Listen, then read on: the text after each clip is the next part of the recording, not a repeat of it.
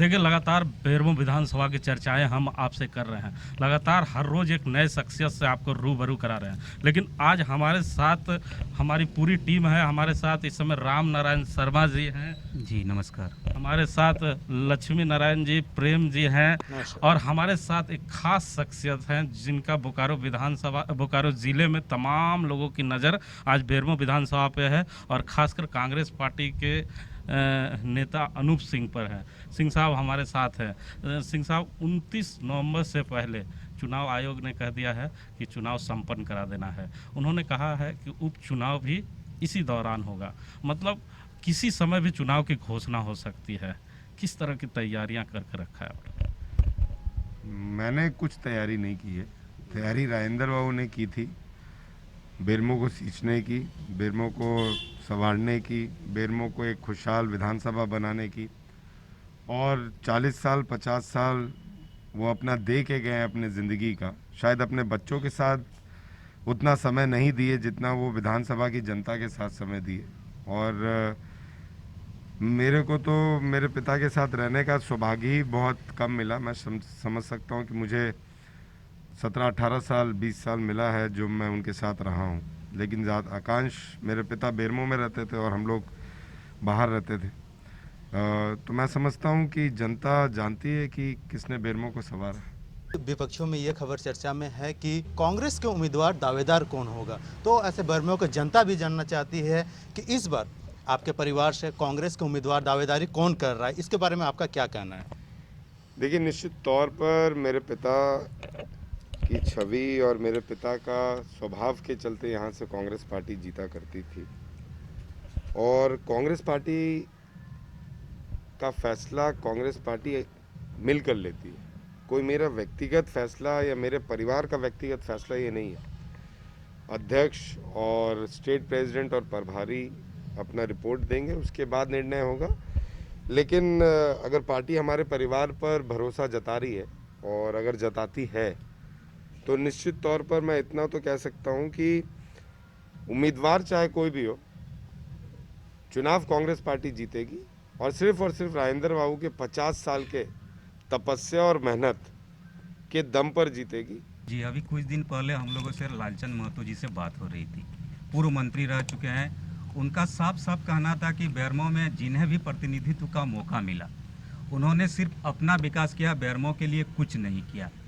उनका सीधा सीधा आरोप कांग्रेस और बीजेपी पर था, क्योंकि बेरमो में कांग्रेस और बीजेपी ने ही सबसे ज़्यादा प्रतिनिधित्व किया है और इसमें भी कांग्रेस ने सबसे ज़्यादा प्रतिनिधित्व किया है। तो इस बारे में आप क्या कहना चाहेंगे? लालचंद महतो जी बड़े हैं, मेरे अभिभावक हैं और मेरे पिता के साथ लंबे अरसे से काम किया है और झारखंड में मंत्री रह चुके हैं। लेकिन वो भी विधानसभा जीत के गए होंगे तभी रहे होंगे। उसके बाद उनको भी हार का सामना करना पड़ा होगा। उनके जैसा नेता डुमरी छोड़ के 3-3 बार से हार के अगर वो बेरमो में लड़ना चाहते हैं तो उनका स्वागत मैं करता हूं। और जिस बीजेपी पे आरोप लगा रहे हैं उस बीजेपी पे उन्होंने आस्था भी व्यक्त करते रहे हैं। तो मैं समझता हूं कि पहले हमें अपना घर मजबूत करना चाहिए, बाद में हमें ये देखना चाहिए कि हमारे में काबिलियत है कि नहीं, कि हम लोगों को और उनकी दिशा को हम सही राह दे सके।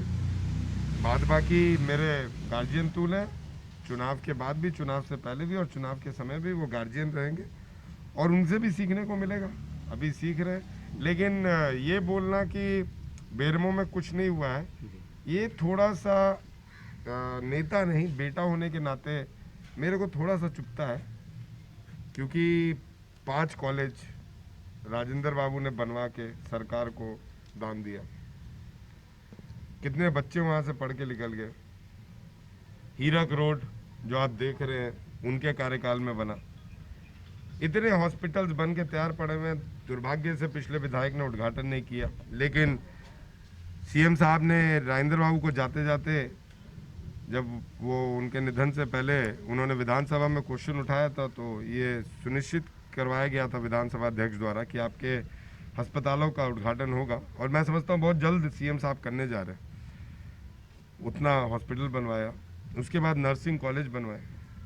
राजेंद्र बाबू ने अनेकों परिवार को नौकरियां दी होंगी, अनेके विस्थापित मुद्दों को फैसला सुनवाया होगा, कोल इंडिया मजदूरों को सुविधाएं के तौर पर अनेकों सुविधाएं दिलवाई होंगी।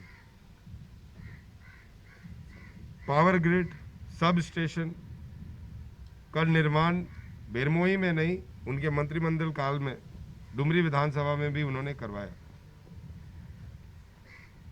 और राजेंद्र बाबू बेरमो विधानसभा के ऊपर अगर लालचंद महतो जी सवाल उठाते हैं तो मैं समझता हूं कि कहीं ना कहीं वो राजेंद्र बाबू के व्यक्तित्व छवि पर सवाल उठा रहे थे। तो मेरा कर्मठ निवेदन भी है और प्रार्थना भी है कि राजेंद्र बाबू जैसे व्यक्ति पर सवाल उठाने से पहले कम से कम राजेंद्र बाबू का इतिहास भूगोल पता कर लीजिए। और आप कभी भी वीडियो में नहीं देखिएगा, कोई भी पुराने वीडियो में या फिर न्यूज़ मीडिया के वीडियो में, कि किसी नेता ने बेरमो के विधानसभा या बोकारो जिला के नेता ने राजेंद्र बाबू पे उन पे जीते जी सवाल उठाया था। तो जब जीते जी आपने सवाल नहीं उठाया तो एक व्यक्ति के जाने के बाद सवाल उठाना लाजमी नहीं बनता है। अनूप जी, आपसे एक सवाल है। बेरमो की जनता समझना चाह रही है कि लगातार भाई चाचा और भतीजा की राजनीति पूरे इस बेरमो क्षेत्र में बहुत ही प्रसिद्ध थी। आज क्या ऐसा, बेरमो जब उपचुनाव आया है तो क्या ऐसी लालसा आन पड़ी है कि बड़े भाई छोटे भाई की राजनीति को कब्जाना चाह रहे हैं? देखिए, राजनीति में कब्जाया नहीं जाता है, राजनीति एक विचारधारा की लड़ाई होती है। स्वर्गीय राजेंद्र बाबू रविंद्र पांडे जी के चाचा थे। आज हम लोग दोनों परिवार एक हैं, भाई हैं। और मैं समझता हूं कि रविंद्र पांडे जी भी कांग्रेस में थे, जिला अध्यक्ष रहे, उनको वो विचारधारा पसंद नहीं आया, वो नहीं रहे कांग्रेस में। बीजेपी में गए तो 5 बार के सांसद बने, लेकिन सांसद बनने के बाद पार्टी उन पर विश्वास नहीं की और इतने कर्मठ उम्मीदवार का उन्होंने सीट काट दिया, अलायंस में दे दिया। तो अगर रविंद्र पांडे जी लड़ना भी चाहते हैं तो मैं समझता हूं कि इसमें कोई गलत नहीं है, क्योंकि वो कांग्रेस पार्टी से तो टिकट मांग रहे नहीं है, वो बीजेपी से मांग रहे हैं। तो जहां थे वहीं से मांग रहे हैं, तो इसमें गलत क्या है? चाचा भतीजा भी चुनाव लड़े हैं एक दूसरे के खिलाफ में, और मैं समझता हूं कि दोनों भाई भी हम चुनाव लड़ेंगे अगर मिलता है तो। लेकिन अभी तो उनका भी टिकट कंफर्म नहीं है, अभी मेरा भी टिकट कंफर्म नहीं है। लेकिन जो लोग हैं राजनीति बेरमो में करते हैं, उन्हें चुभ रहा है। ये जो प्यार है आप लोगों का चुभने लगा है लोगों का। लोग कहने लगे हैं कि ये दोनों मिलकर 60 साल राज किए और फिर अब वंशवाद की राजनीति शुरू हो रही है। जब बेटा का ही बात है तो स्थानीय का मुद्दा उठने लगा है। संजय चौबे जो भाजपा के नेता हैं उन्होंने भी उठाया, लालचंद महतो ने भी उठाया, और यहाँ के जो प्रत्याशी बनने की लालसा उठा रहे हैं वो कह रहे हैं कि इस बार बेरमो का बेटा ही राजनीति में आ गया है। मैं भी तो बेरमो का बेटा हूँ। स्थानीयता का मुद्दा उठा रहे, कह रहे 1932 का खतियान पार्टी लाना चाहती है, 32 के लोगों को क्यों नहीं जगह देना चाहती? संजय चौबे जी का 1932 का है क्या?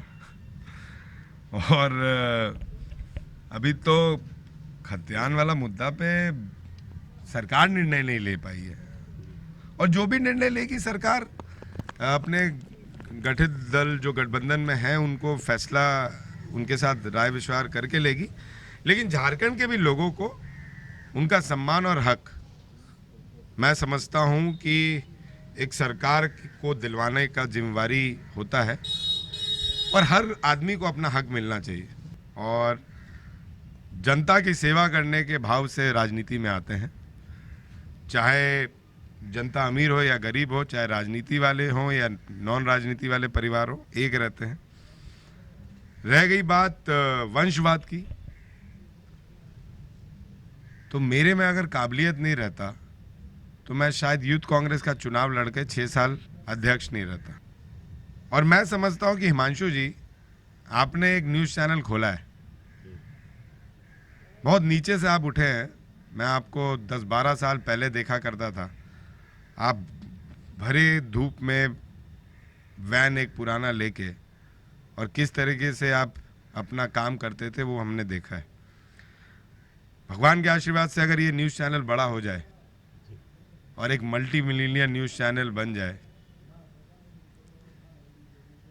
तो जो आपका कमाया हुआ धन है वो यही है। तो आप चाहिएगा कि हिमांशु जी के बाद भी कम से कम डी फोकस का नाम बरकरार रहे, तो उसके लिए आपके बेटों को उस लायक होना चाहिए कि आपका जर्नलिज्म का जो ये इंडस्ट्री है इसको संभाल के सके। मेरे पिता ने बेरमो की जनता को बनाया, उनकी संपत्ति वही है। आज भी बेरमो में हमारा कोई घर नहीं है, हम सरकारी आवास में रहते हैं। अच्छा, पिता के चले जाने के बाद काफ़ी दुखित भी आप थे, लेकिन एक बात जब चुनाव के दौरान आपने कहा था, जब काउंटिंग से आप बाहर निकल रहे थे, तब मैंने आपसे बात किया था। आपने कहा कि बेरमो की जनता ने जो दिया है बड़ा एहसान किया।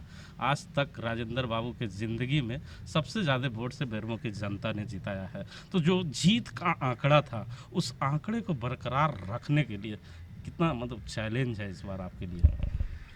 देखिए, हम जीत के आंकड़े पे काम नहीं करते हैं, और निश्चित तौर पर आप मेरा यकीन मानिए, मैं राजेंद्र बाबू का बेटा हूँ। कुछ ना कुछ तो उनका मेरे में होगा, तभी शायद आज जनता उनके जाने के बाद भी इतना प्यार दे रही है कि आज आप सुबह जब घर पर आए होंगे तो आपको लगा ही नहीं होगा कि राजेंद्र बाबू नहीं है, क्योंकि जो पहले भीड़ रहती थी वो आज भी भीड़ है।